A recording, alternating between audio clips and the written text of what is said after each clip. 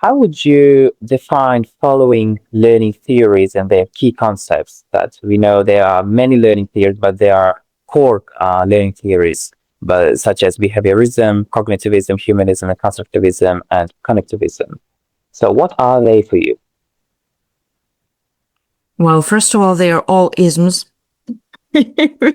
which is interesting. Actually, should I start and go one by yeah, one? one by one. Yeah, just briefly. So, okay, yeah, surely. I'm not sure I can give you a lot about each of them, but as for behaviorism, this approach to start with, actually, what we need to remember, what we need to bear in mind is that there is no common approach. Like I choose constructivism, for instance, and from now on, I'm a constructivist in my lessons. Actually, personally, I look at these approaches and methods, I treat them as lenses. Sometimes you need this lens for taking this or that picture. Sometimes you need a different one. The same happens during the lesson. I'm not sure it happens consciously. I think it's usually something that we don't reflect on much, but it just happens. And very often, like I think almost always, your lesson is a combination of methods and approaches. You conduct a lesson considering different concepts. You don't think about it, but you do. And actually, every time it's a combination of these lenses, because different parts of your lessons of your lesson present different parts of these methods and approaches, different concepts of them. Like if we speak about behaviorism, for instance, it involves a lot of practice and repetition.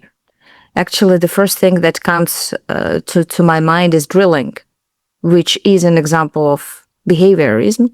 And if you teach systems, say grammar or vocabulary, you can't avoid it. You will have drilling anyway, right? Or pre-teaching vocabulary, it's there all the time. Plus, if we speak about behaviorism, it's more automatic. And it's about forming learning habits automatically. If you remember, we once talked about audiolingualism, which appeared in 1960s, 1970s, as far as I remember. Correct me if I'm wrong, I might be. The main purpose of this approach was to teach the soldiers as soon as possible, to teach them foreign languages as soon as possible.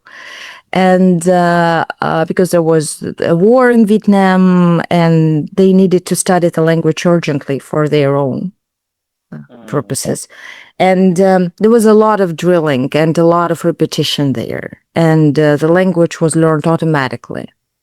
But however, this intensive oral practice, it does deprive you of understanding and it does deprive you of using your cognitive mechanisms to understand the language, right? Because I don't know if you've heard of Pavlov's theory.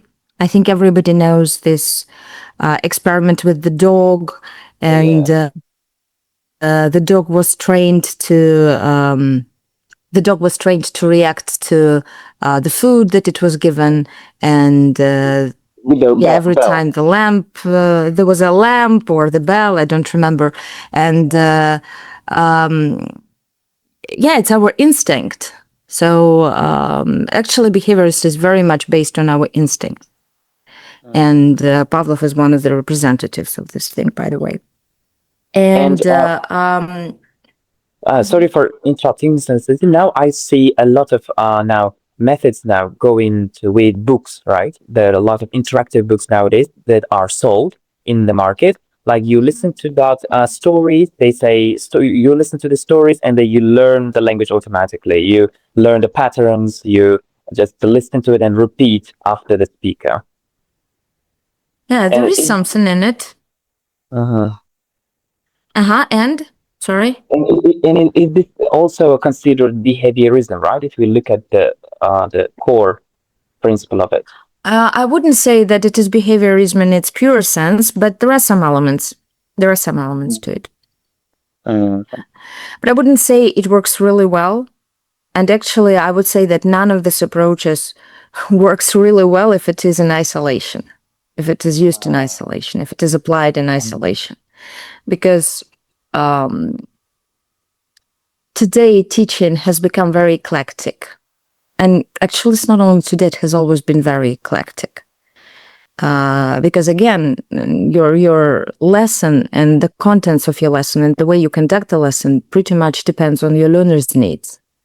And you have to consider what type of people they are, what type of learners they are. And there's no universal way of doing it, unfortunately, or fortunately, I would say. For me, it's fortunate because it makes your job much more interesting and exciting and engaging at the same time. And you're never tired of it, unless you have 10 lessons a day.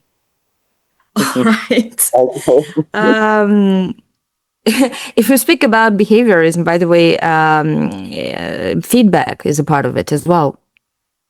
And they say that it helps to build these habits, positive reinforcement, right? When you're praising your students, when you are confirming that they are doing the right thing.